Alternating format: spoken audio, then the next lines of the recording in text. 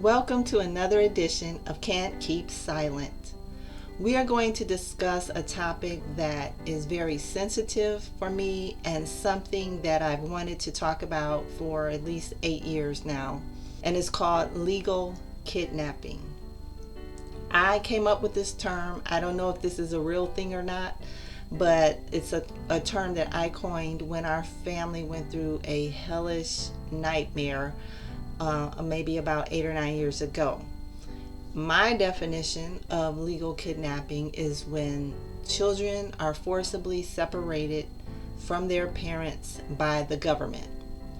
In general, this is a sensitive topic because of what has been going on at the borders of the United States with immigrants who, want to come to this country with their children. And also it has some controversy surrounding it regarding children being taken away from abusive parents. Joining me in this discussion is my oldest child, Justin, and his wife, Tiffany. They have been married for almost 12 years now and have 4 great children. When the nightmare that we went through happened, they only had their 2 older children. This is something that's very difficult for us to talk about. We get very emotional anytime we talk about it, but we know that it's necessary to get the story out there. This that happened impacted our whole family. My husband and I have 5 children, and it impacted all of us in some way negatively, and it also impacted Tiffany's family. But I asked my husband and my other children if they wanted to be a part of this broadcast, and my husband, he declined specifically because he said it was too difficult to relive that whole situation.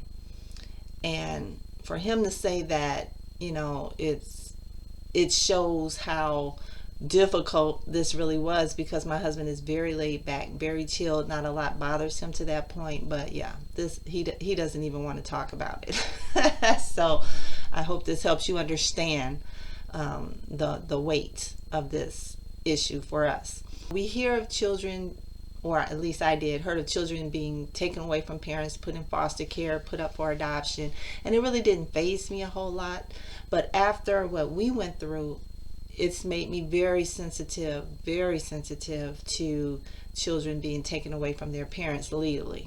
What I'm hoping is that through this, a few things will happen. First of all, that those involved in making those decisions, they will become more empathetic and sensitive to the parents, to the children, and everyone else involved, that they will do what they're supposed to do properly. To me, the whole system is broken, and I'm hoping that it'll get fixed. Not just the welfare system, but even the whole system of taking kids away from parents, period, at the borders, anywhere. That is traumatic. It is very traumatic for everyone involved, and it shouldn't be taken lightly. And I'm not advocating that children should not be taken away from their parents, because there are people who do serious harm to their children. But I'm just saying that I think more care and concern needs to be part of the process. So this is a multi-part series. In the first 2 parts, my children and I are going to share with you what happened to us. And it's in 2 parts because it's long, and it's because a lot happened in that time frame. And then for the 3rd video, I just want to talk about it, discuss it in general terms about the whole legal kidnapping situation and its impact, and the professionals involved. And then lastly, I'm going to do a broadcast with a friend of mine who is a social worker, and her job responsibilities involve removing children from the home. So I want to show both sides, and I want to give an overall picture of the process. There is a central issue that needs to be addressed, and that's what I'm hoping that we can deal with. We had a lot of technical difficulties in recording this discussion like it was unnatural. the difficulties that we had. So the audio may not sound as clear, and also due to the technical difficulties, when I'm done with my part here, you're going to hear from just my children, Justin and Tiffany, and then later on, all three of us will be together discussing it. So that's just the result of the difficulties that we had. But I want to encourage you to listen to the entire thing. I think it'll be insightful for you, revelatory, and hopefully you can help with being a part of changing things. So I'm going to start because even though the craziness started in September of 2011, in June 2011, I really felt so strongly that God wanted our family to fast and pray, like an intensive time of fasting and praying. I just couldn't shake it. So, I talked to them and we decided, all of us, my husband and I, 5 children, and even we had a family friend join in as well. So what we were going to do was fast once a week. Everyone would fast their thing. Everyone has a thing they know that maybe they're a little overboard with. So everyone got to choose. And this included all of us, even my elementary age son. I had a son in elementary, a son in high school, and, all of us. We had a daughter, one of our oldest daughters. She lived in a different state, so she would join us. She would do her fast, and then she would join us by phone when we would come together once a week to have prayer. And during that time we would sing worship songs, we would pray, and then we would take turns every week. One of us had to share a word or share what God was saying to us at the time, and it was powerful. It was powerful. So during that 3 months before all this went down, we really got built up spiritually and cohesively as a family, which was all in God's plan. And this is why I love God, because he knew what was coming up. We didn't know, but he knew.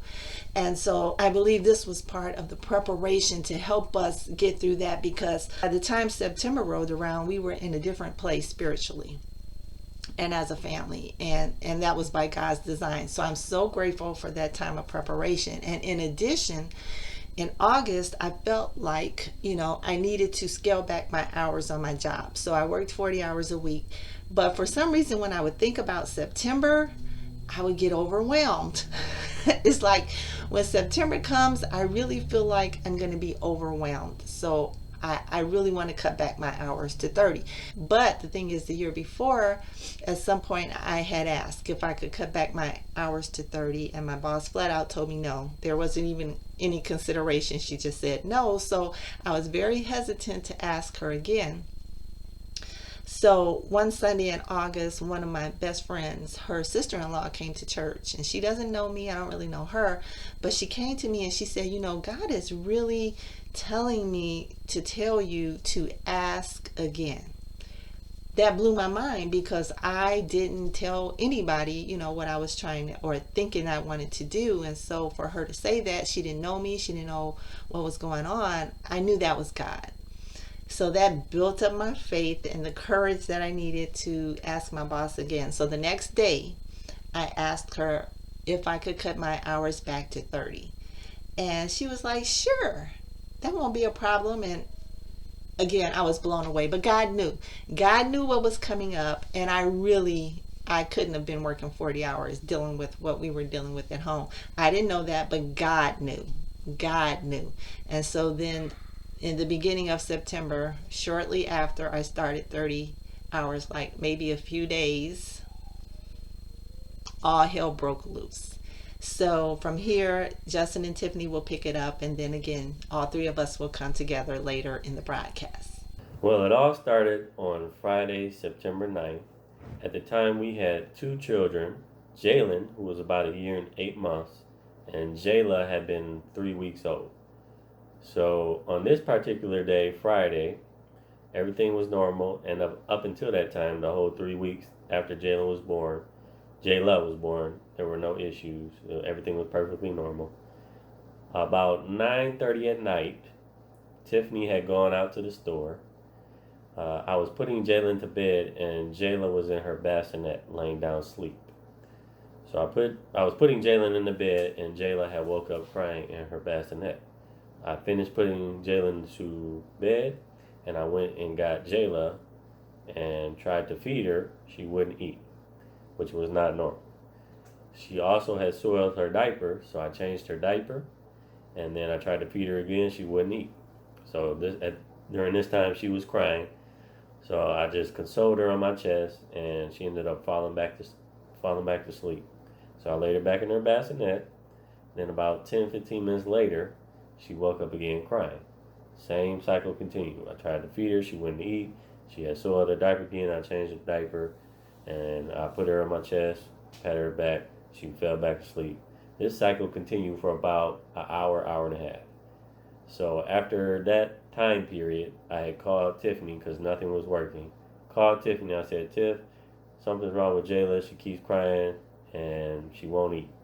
So Tiff said that she was going to come home. And so by the time Tiffany had got home, Jayla was asleep on my chest still. And a few minutes after Tiff got home, she had woke up crying again. Tiff tried to console her as well, tried to feed her, same thing. She wouldn't eat. She wouldn't stop crying. This continued until about 2 o'clock in the morning. And by that time, we decided to pray for Jayla for whatever was wrong with her. So after we prayed for her, she was able to settle down, and Tiff tried to breastfeed her, and she ended up eating this time. So after she ate, she fell asleep, and me and Tiff agreed that if she woke up again crying, we were just going to take her to the doctor because we didn't know what was going on. So we ended up falling asleep, and about 5 o'clock in the morning, Jayla woke up again crying. And she continued this until, Tiff had called the doctor. The doctor said bring her in. So Jayla was crying the whole time until we got into the car and drove off. Then she had stopped crying all the way to the doctor's office. When we got to the doctor's office, the doctor started checking her out, and then Jayla started crying again and wouldn't stop. So the doctor was checking her out from head to toe. She checked her a few times and couldn't find anything. So she recommended we take her to the hospital. We took Jayla over to the hospital. Same thing. The nurses were checking her out. Doctors were checking her out. They couldn't find anything wrong. They had her do an x-ray. They took an x-ray of her upper body, and they found a clavicle fracture in her collarbone. We were trying to figure out how the heck she got a fracture in her collarbone. The doctor explained to us that it typically happens at birth. It looked like a healing fracture, and so it was basically birth trauma. And there was nothing really to be worried about or concerned about. So we were like, okay. And then after she did the x-ray, they did what's called a spinal tap. At the time, neither of us knew what a spinal tap was. They just said that they were going to poke her in the back with a needle, and it would be pretty painful for Jayla. So at the time, we had already experienced like a whole bunch of crying. Tiff didn't want to sit through that because it had been a pretty intense process, and they also said that they recommend we not sit in there in the first place. And so then I contemplated at first, and then I was just like, you know what, we'll just go sit in the lobby. So we went and sat in the lobby. Jalen was with us, so he sat in the lobby with us. And while we were sitting out there, I heard baby crying. And so I was trying to figure out, is that Jayla crying? So I asked Tiffany, I was like, is that Jayla? And she was like, yeah, that's Jayla. Like she knew that was Jayla. And I was just like, oh man, maybe we should have stayed back there or whatever. But anyway, so after the spinal tap, Jayla's still crying. And besides the spinal tap, besides the collarbone fracture, which wouldn't have caused the crying, they also found bloating and gas in her stomach. And so that was the only thing they reported to us. So they recommended we go to a second hospital. This was a children's hospital that's a little more specialized in working with babies. So Tiffany had went with Jayla by ambulance to the second hospital. I took Jayla to my parents' house, you all's house, and I went up to the hospital, the second hospital, to meet up with Tiffany. So same thing happened at the second hospital. They were checking her out, couldn't find anything, and probably by that afternoon, early evening, Jayla had started, calming down. She wasn't really crying at all, and she was eating. And so the hospital just said they don't see anything wrong, so they were going to keep her for 48 hours for evaluation. That was their normal policy and procedure. So we would have to stay there basically till Monday morning, or Jayla would have to stay there till Monday morning, and then she could be released from the hospital. So since everything was fine, I left and went Jalen or got Jalen, and we went home. Me and Jalen went home. Tiffany stayed at the hospital with Jalen. So now today is the day we're on is September 11th, 2011. And I wake up, get ready to change Jayla's diaper and feed her, and then I realized that her ankle was swollen. So I went ahead, changed her diaper, and then I brought to the nurse's attention that her ankle was swollen. She told me it was probably because of the ankle bracelet that they keep on their ankles. So she told me she'll come and loosen it. So she came and loosened it, and then she just said she'll just keep an eye on it. So about 15 to 20 minutes later, I noticed that her ankle was getting even more swollen because it was tight on the anklet again. So I let the nurse know. She came and she's like, oh, we'll just loosen it. And so she loosened it and left. Now, next I noticed that it was still swelling and then bruising was beginning to occur. So I brought it to her attention, and that's when it was just like everybody kind of goes into like a slight panic. Like, oh my gosh, we need to hurry up, take her down to x-ray. The doctors came in, they rushed her down to x-ray so they could get an x-ray of what was going on with her ankle. They came back up, they brought her back up to me. She was fine when she got up there. After that, the doctor came in to give me the results. And basically, they told me that her tibia and fibula was fractured. So I just looked at them like, what are you talking about? So the doctor explained to me, he was like, well, for her tibia and fibula to be broken, he said you have to basically, it's like breaking a stick. So you take the stick in front of you and you like break it using all your strength. So now I'm looking at him like, so you think that we broke our daughter's leg? Like, that was my impression. He didn't say anything. He didn't say yes or no. He just looked at me like. So I was like, okay. So then I text Justin to let him know what was going on and how much everything had progressed. Well, right there, Tiffany. When he told you that, what was going through your mind? I mean, did you start to panic? What was happening with you when you got this report? I didn't really start to panic yet. I was just like getting a little nervous, and I was like, I need my husband here with me. Like, that was what was going through my mind. Like, Justin needs to be here. But I was a little nervous, but I still didn't understand what exactly, like, how it happened to Jayla. Yeah. So I was concerned about that, but at the same time, like, Justin needs to get here. We need to figure this out. So next thing I know, like about 30 minutes later, a team of doctors and nurses came in, and then students came in as well. And they began to check her out. This hospital CPS team came in, and the lead doctor, she was like, okay, we need to put Jayla into the bassinet. And then they had her over like a bed of lights. So it was like a whole bunch of lights shining on her. And she began to like pull her diaper down and just check her. And she was like, okay. She began to examine her. And then they looked at the Mongolian spot because she had a Mongolian spot on her back. Mm-hmm. And she asked me, she was like, is this a bruise? And I was like, no, that's a Mongolian spot. It was there from birth. And then she began to look at her anus, and she was like, there's lacerations in her anus. And I was like, I understand, but it's from diarrhea because she's had diarrhea the whole weekend. And you could check her charts for that because they gave us diaper rash cream to put on her for that. And there were a few other things she was asking me about. And I basically just explained whatever I could to her that I knew what was going on. But at that point, I felt like I was being attacked because every time she asked me a question, it was like she really didn't want to hear what I had to say.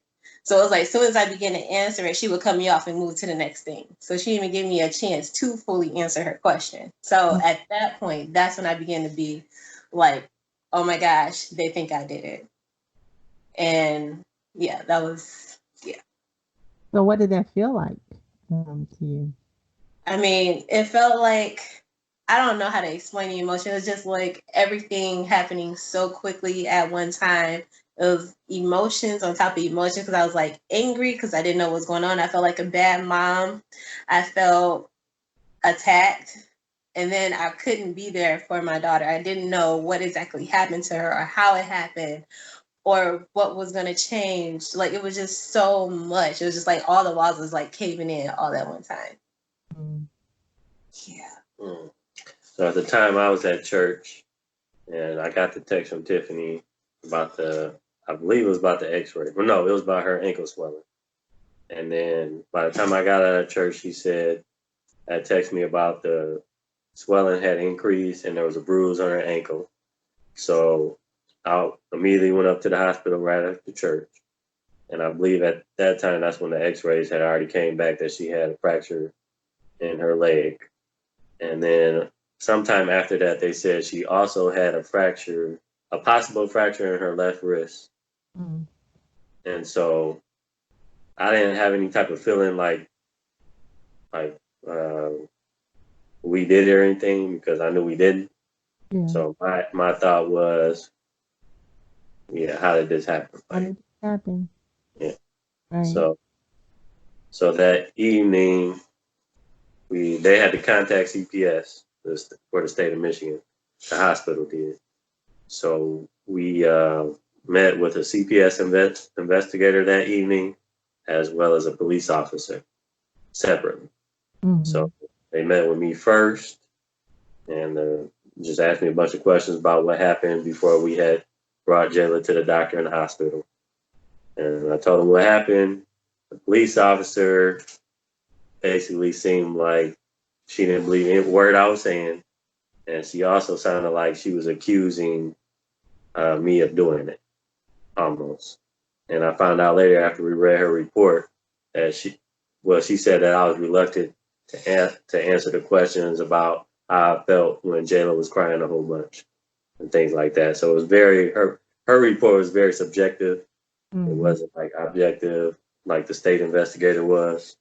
It was like her opinion and how she felt about the answer to the questions she asked me. So yeah, that's when it started getting a little real to me. Like, wait a second, they must think we did it. Like we caused these injuries to Jayla. Yeah. Yeah.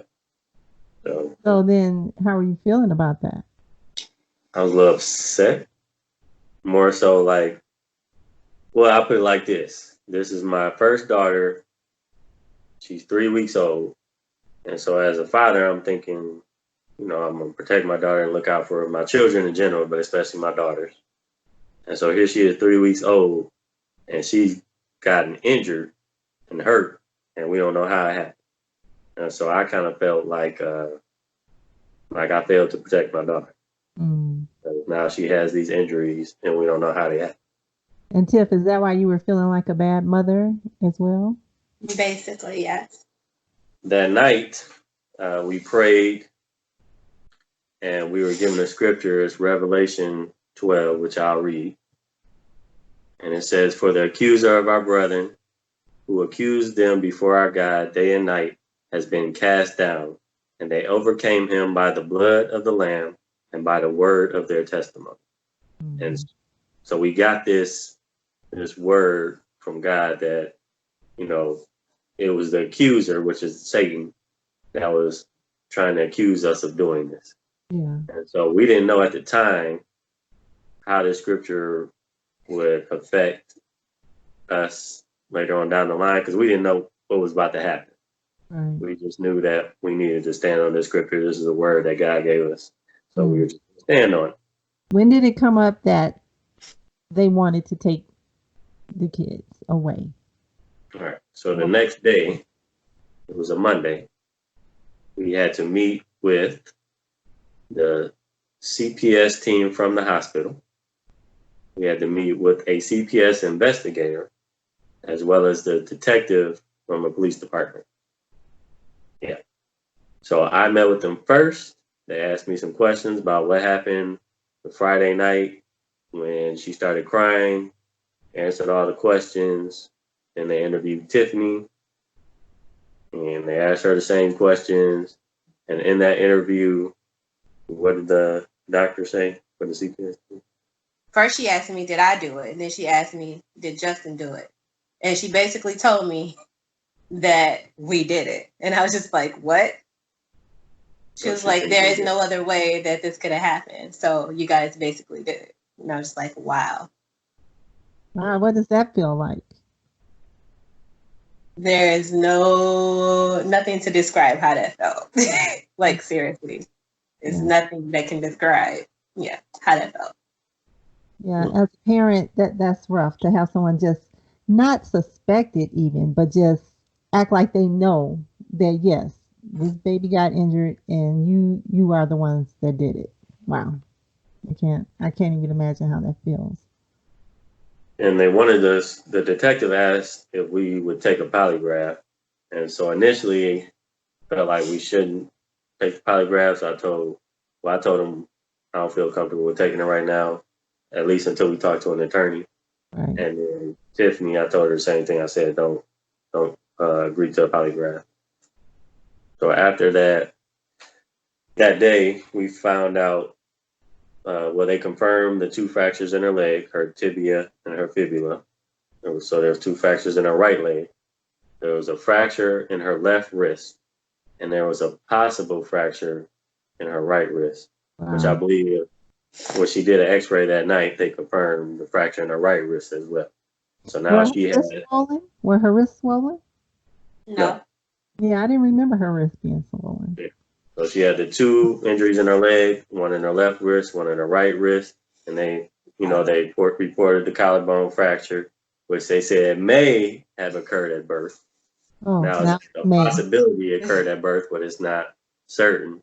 And then also the lacerations on her anus, which we found out they reported could be signs of sexual abuse. Wow. It couldn't be that she just had so much diarrhea on Friday night. And then they had said at the other hospital, the collarbone fracture, that was from birth because it was healing, right? They saw Right. scar tissue there. And she was only 3 weeks old. So, I mean, come on, if it's healing already, it had to be like near birth or whatever. So now that's in question. So, yeah. All right. Go ahead. So the CPS investigator, he asked if we could have Jalen go with you all while we were at the hospital with Jayla until, till we were released from the hospital, or they released Jayla from the hospital. And then when Jayla got released from the hospital, then she would have to go in y'all care until they completed an investigation. Okay. So during that week, how I'm feeling, I'm very angry. Well, what made you angry? I mean, what was the anger and who was it directed to? But here comes, it was because of the accusations that we did it, basically. And also because, again, my daughter's injured and we don't know how it happened. Hmm. And so what the CPS investigator said, if we can't find out what happened during the investigation, then the default is basically on us. Right. So if the injuries are not explained or inexplicable, then the default judgment falls on us. Okay. We also had an interview with a social worker. She came in from the hospital. So she came in, she was asking us how we felt and what was going on, how we were doing. So she gave us the notion that she was there for our benefit, for just to see how we're doing, because there was so much going on. There was a lot of stress. Yeah. So I had basically said to her, I think I had broke down crying at that point in time. But I'm frustrated. I just want to take my kids home. I want this all to be over. So what we find out, she put in her report and called CPS and let them know that I was making weird, crazy statements. So what she said was that I was saying, I just want all this to be over and I just want to get my kids and take them home. Like, that was a weird and crazy statement for some reason, even though I would think that's normal. Right. She really was there to more so build a case against us for the benefit of the hospital rather than just being there to, as like a social worker. Yeah. And then she had also mentioned about some confusion when we were leaving the hospital. So what the stipulations was, again, after Jayla was to be released from the hospital, she was supposed to go in your care as well as Jayla, temporarily. So what we had concerns, it was Wednesday, that Wednesday of the week. We had some concerns because Tiffany was having issues producing milk because of all the stress. Yeah. Right. Hmm. So we didn't want to send Jayla home with you guys because we couldn't stay overnight. That was the other stipulation. We couldn't stay overnight. We had to, leave your house at a certain time. And so we couldn't stay overnight. We had to make sure that Jayla had enough milk overnight to drink or eat or whatever. Right. So we had some concerns about that, and we wanted to stay another night at the hospital until she got used to the formula, because at the time she was not drinking the formula at all. But we wanted to try to get her used to the formula so at least she can drink that while she was staying overnight, since Tiff couldn't produce enough milk at the time. Yeah. That was what we told the hospital. What was reported from the hospital to CPS, they said that we were trying to take the kids home. Me and Tiffany were trying to take the kids to our house. And we told them that. Like, we told them that we could take the kids home. CPS, we said we could take the kids home. That's what they reported. So they basically blatantly lied.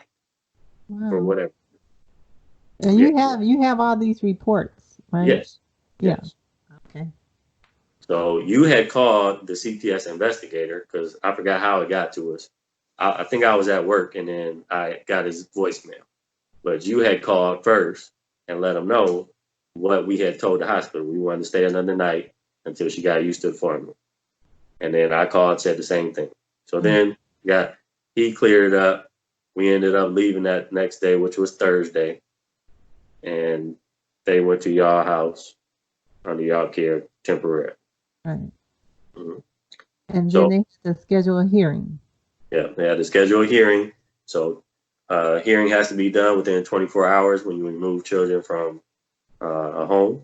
A hearing has to be done within 24 hours. So we had the hearing the next day, which was Friday. I was at work, and my husband called me at work and told me that the CPS worker was coming over to bring some papers. I believe it was. So I just felt like I needed to talk to him. I needed to go home. So I got permission to leave work, and I went home to talk to him because I really wanted to know what the investigation entailed.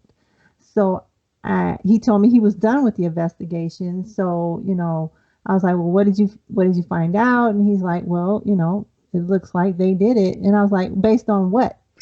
And he said, based on this doctor, this head of the CPS department at the hospital, based on what she said. She said that, they did it. I said, well, did you talk to anybody else? Did you talk to anyone at the first hospital that they went to? Did you talk to the pediatrician that they saw?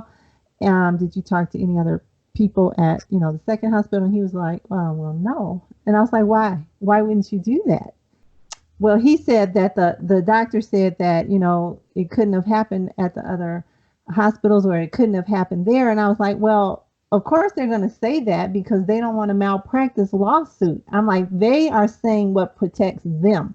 I said, everyone wants to protect their own interests. They're not going to admit that this possibly happened at a hospital with the medical personnel. I said, doctors are not perfect. Just because they're doctors, doesn't mean that they can't do something wrong. Really, I was just so through with him. And so while I was talking to him, I could see like this light bulb come up on his head. Like, yeah, that's right. He didn't say that, but I could see that it was clicking with him.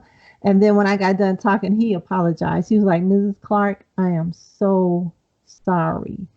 You are right. Because he didn't investigate anything. There was no investigation. He was just going by what this doctor from the second hospital had said.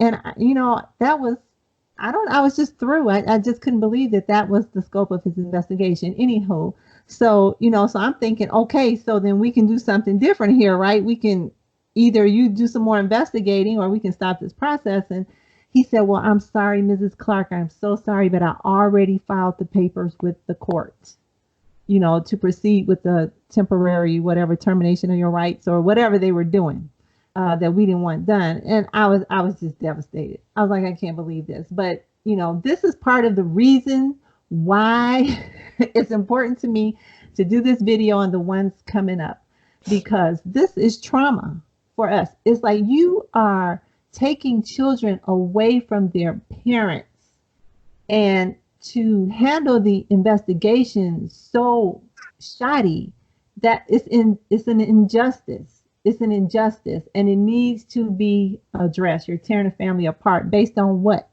one doctor said. Yeah, I was very disappointed with that. At the hearing, This is on Friday. They asked me to testify what happened, so I did that.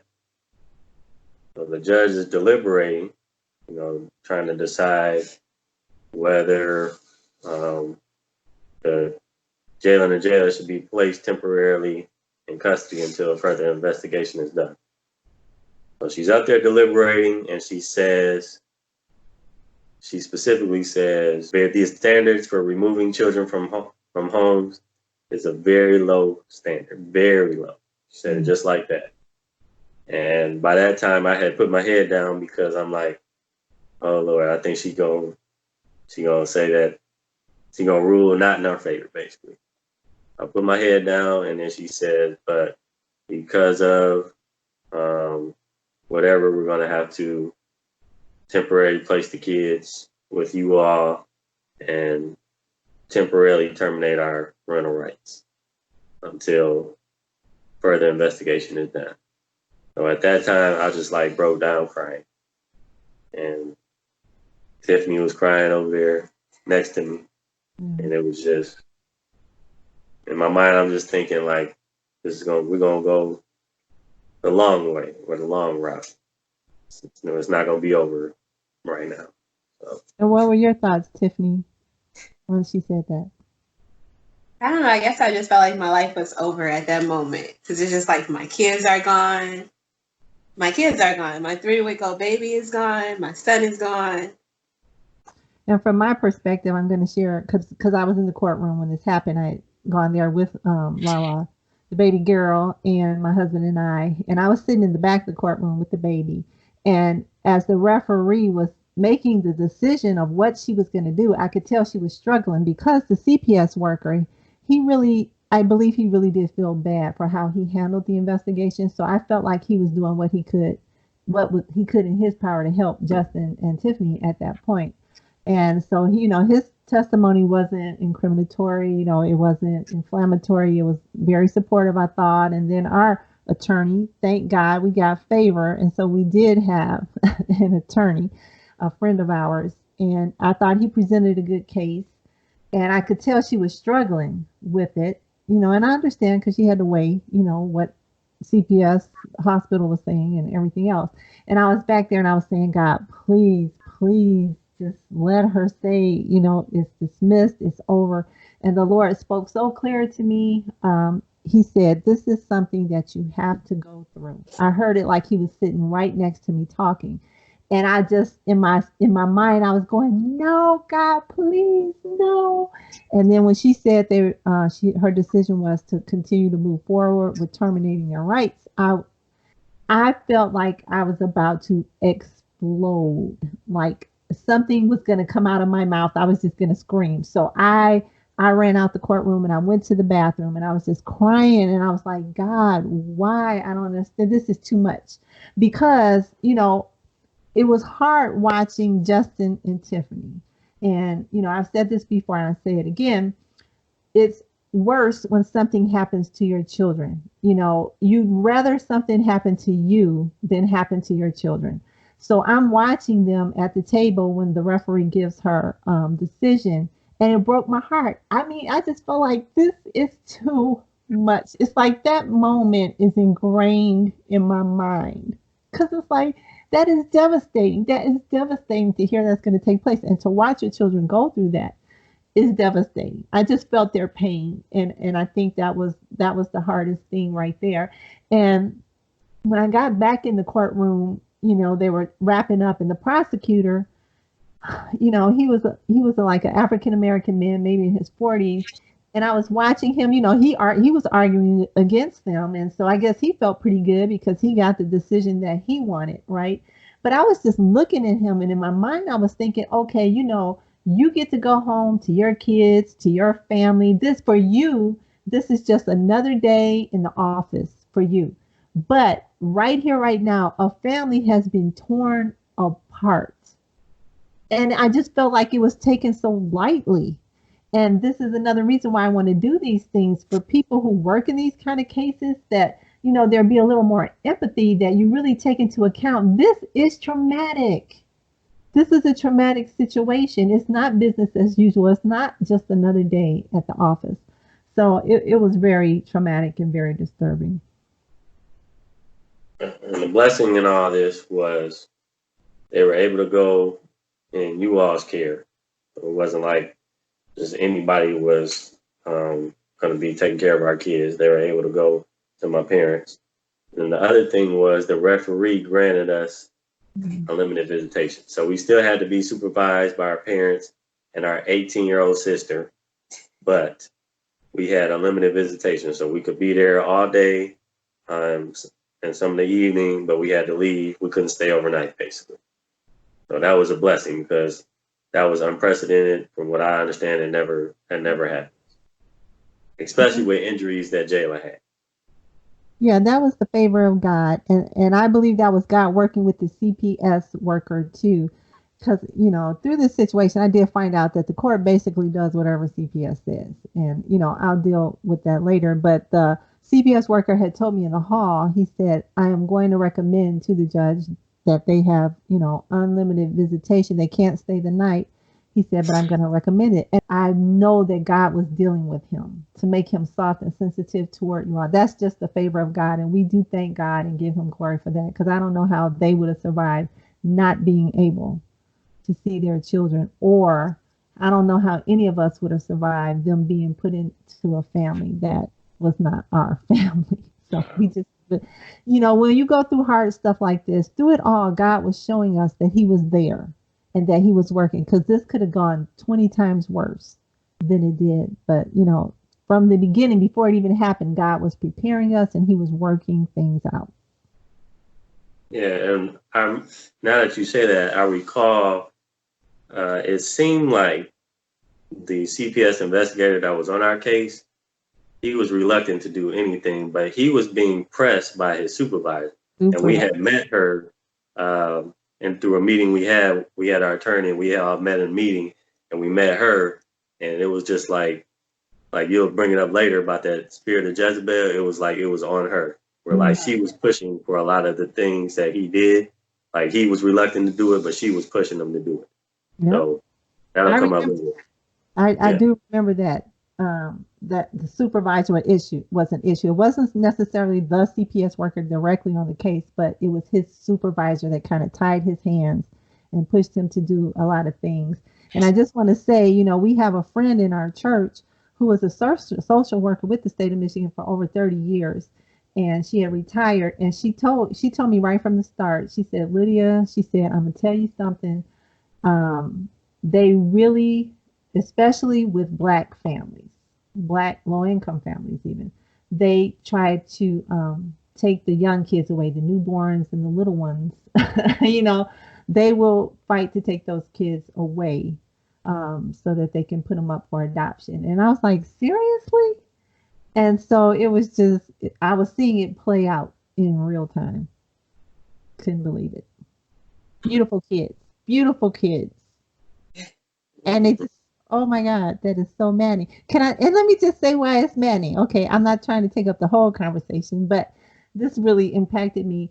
When my husband and I got married, before we even had children, we started praying for our children. I wrote down prayers and I wrote down confessions of things that I was believing God for my children and my grandchildren and my great-grandchildren, because we believe in generational blessings and prayers. And so we were speaking those things and praying those things over them.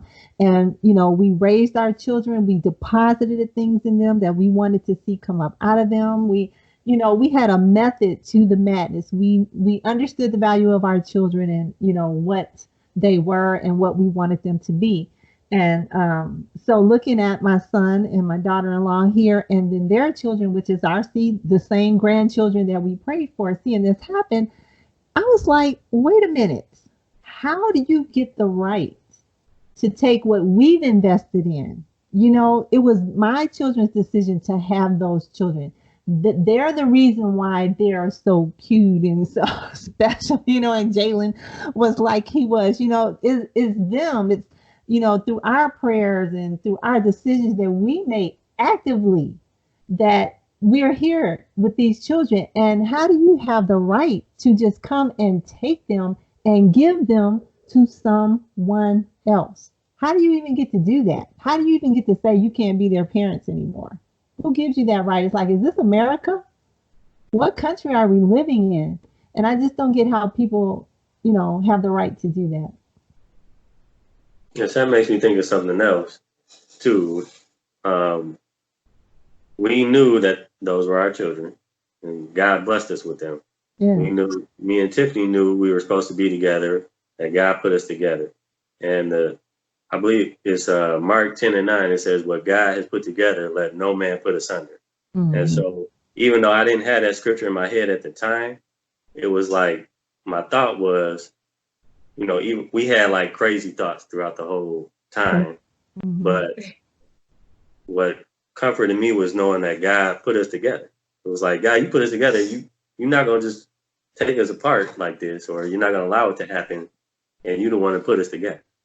I mean, that didn't make sense to me. So that's what kind of kept me too, as well, was, it's like God put us together. It's like nobody, CPS, the hospitals cannot break us apart and, take our children.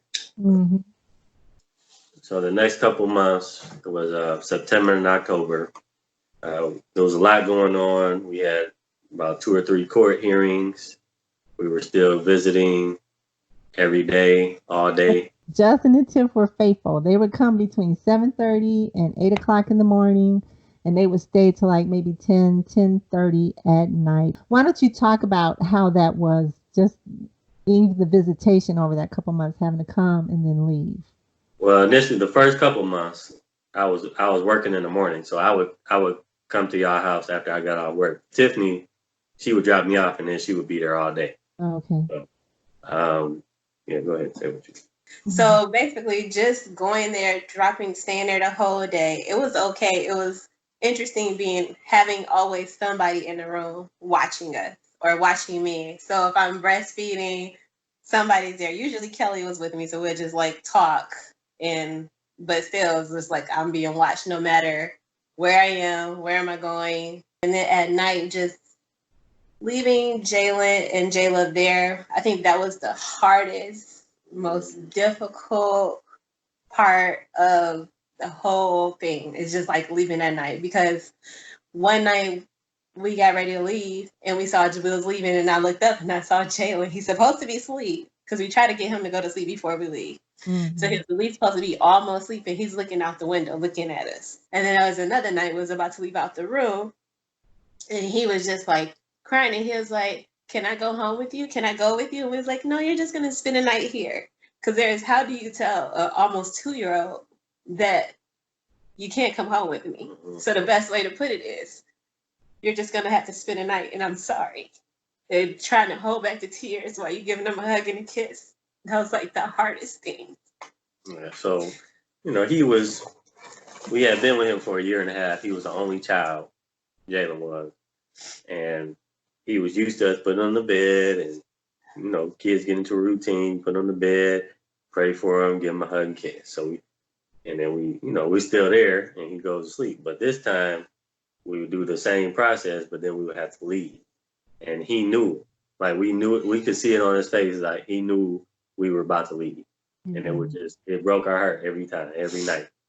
And I remember you mentioning that every time we left, then Jayla would be crying at night. Yeah, they didn't know. They tried to put him to sleep at night, and he'd be in the room. But once they left, he'd just cry. And it was hard.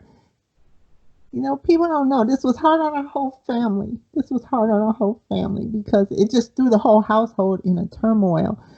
Because, Tim and I, our children were older, and now all of a sudden we have an infant, and a toddler, and the baby girl. We love her, but she's waking up at night, and I have to get up and go to work. And then Kelly, our 18-year-old Jalen, was sleeping in the room with her. And so she would basically be with him. And people just don't think about the mechanics of how all this. They think, well, okay, so, you have custody of the kids and you get to see them all day, so everything should be great. And I really felt like people thought that. But it's like, you don't understand when you have that threat of the kids being taken from you, hanging over your head. You want to make sure that nothing happens to them in your care, that they're not getting hurt. again, especially because of what we went through here. Financially, it's a struggle because Justin has mentioned at some point he had to come off his job. So, you know, I was the only one working 30 hours a week, and we're all trying to live like this. And, you know, the people who would come to the house, the guardian ad litem and the social workers and the CPS workers, it would be like, you know, you should just apply to be a foster parent because then you can give financial assistance. And I was appalled. I was like, what? It's like, I do not want anything from the state of Michigan.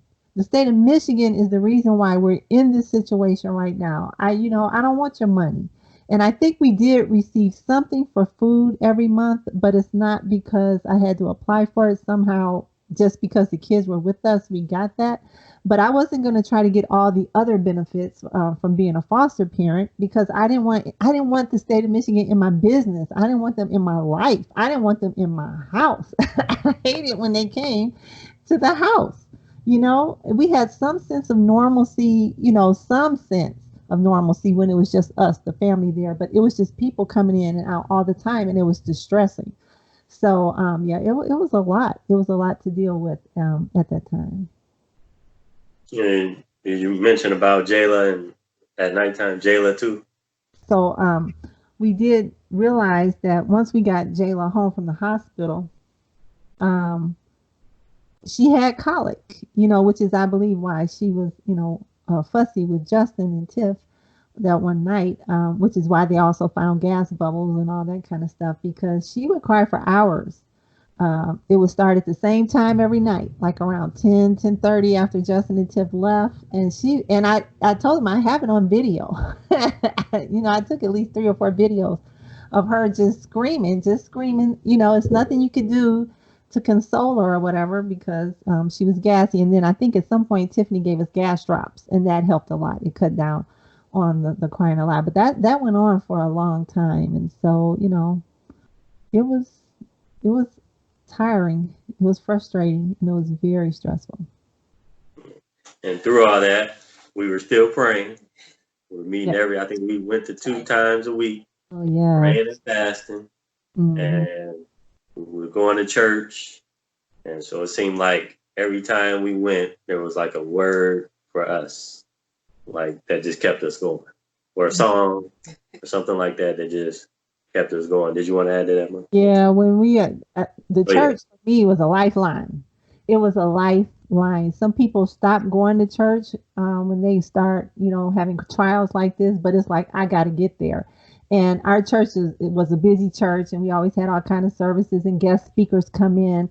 And during this time period, I tell you no lie, just about every guest speaker who came to our church didn't know us, would call us out, at least one person in our family, to give us a word specifically for our family.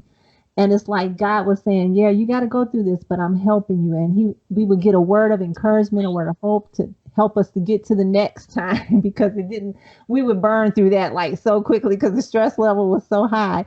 But like as Justin said before, we were praying together and fasting twice a week when this started, and God would say things to us in that and help and strengthen us. And I remember one time, I'm going to tell the story, on a Wednesday when we had Bible study, I had got home from work and I was cooking in the kitchen, and I just was like, Lord, I can't take this anymore. So I was like, I'm just going to say that I broke the baby's ankle. And, if I have to go to jail, I'll go. I got to raise, most of my kids, and I just want Justin and Tiffany to be able to raise their children. And so I will just say that I did it. And I didn't tell anybody that I had made up my mind to do that. But we went to church that night, Bible study, and my pastor was doing the Bible study on Isaac and Rebecca, Jacob and Esau. And he said, as part of his message, because, you have to know the story, but Rebecca, she loved Jacob more than she loved Esau. And so she wanted to trick Isaac into blessing Jacob instead of Esau. So she came up with a strategy to do that. And so my pastor said this statement. He said, mothers, don't use deception to try to help your children. And I was like, what? It's like out of all the 66 books in the Bible, and any topic he could have talked about, thousands and thousands, that night, this is what came up. I knew that was God. And I just had to laugh. I just had to laugh in my seat. But it was so funny. But I really needed God to do things like that because, this was hard for me. It was hard, again, watching my children go through this to the point where for that, most of that time, every morning I woke up, I was just like, God, I can't do this today. It's like, I just can't do this. It's too much. It's like the pain was just too much, and, I don't know if Justin wants to talk about this right now, but I'm going to bring it up. The kids had an attorney, the guardian ad litem, and he would have to come over and make visits. And of course, Justin and Tiffany would be there because, they're going to be there with their children. And he was so rude to them. He totally ignored them. He acted like they just were not even there. He would never address them. And I'm like, how are you going to come into my house and disrespect my children? What is that? And so he would talk to Jalen and he would talk to Lala.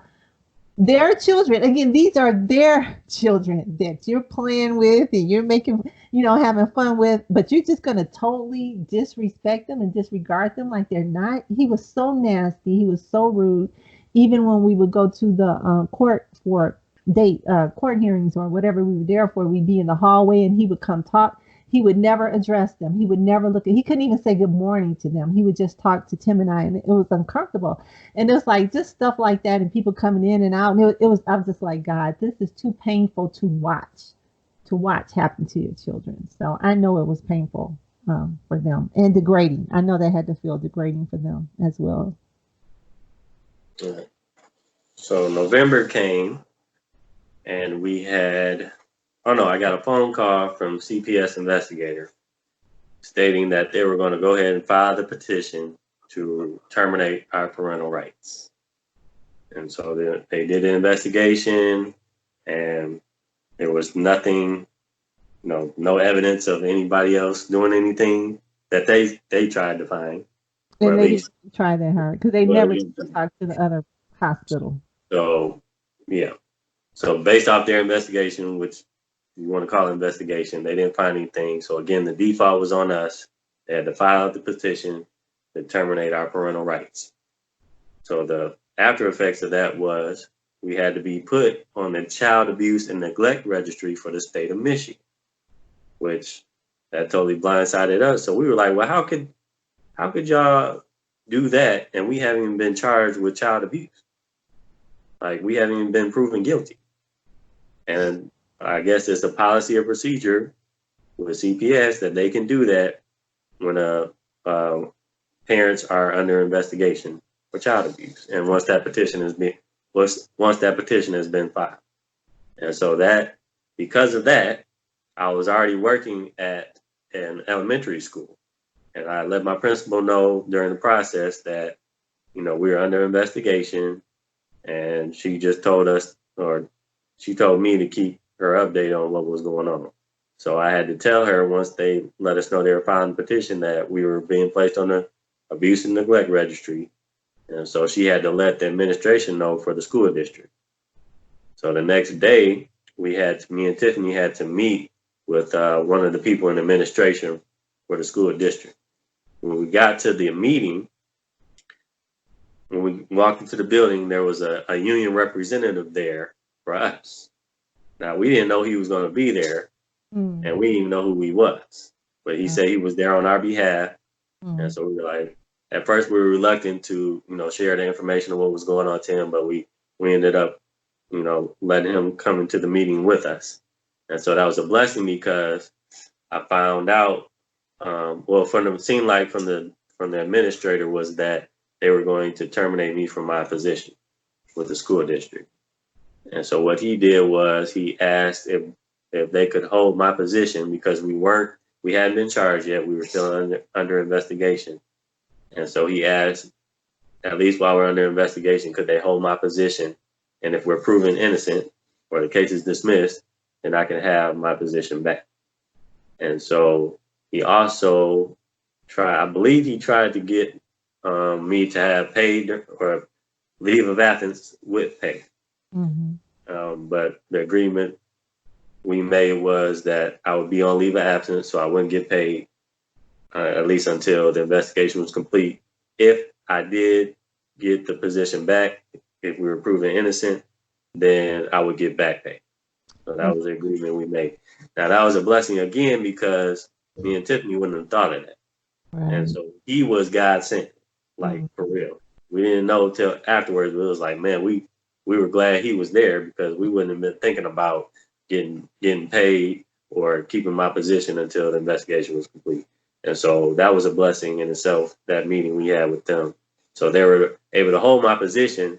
However, now I don't have any source of income either. So my dad is already off work on leave of absence. I'm been placed on leave of absence. And so now me and Tiff in our household, we don't have income coming in. And then that's when we really we burned through savings now. And we didn't we had to pay attorney fees. So we had to start asking for help, which I'll, talk about later. But, people started, giving us money to do the things that we needed to do in terms of the legal process. And so that was a blessing too. Yeah. God was looking out. He met our needs. It was rough financially, but not everybody, not a lot of people knew what we were going through. We are very well known in our church. Our whole family had been there for 30 years and they knew us, but we just kept going, kept praising God. My husband was the minister of music. He wasn't sitting in the corner sad. Every Sunday, Wednesday, he was on that keyboard leading worship, giving thanks and praise to God, because we believe God like that. And but the people who did know, they helped us out, and God just provided. He made ways where there seemed to be no ways. He kept us.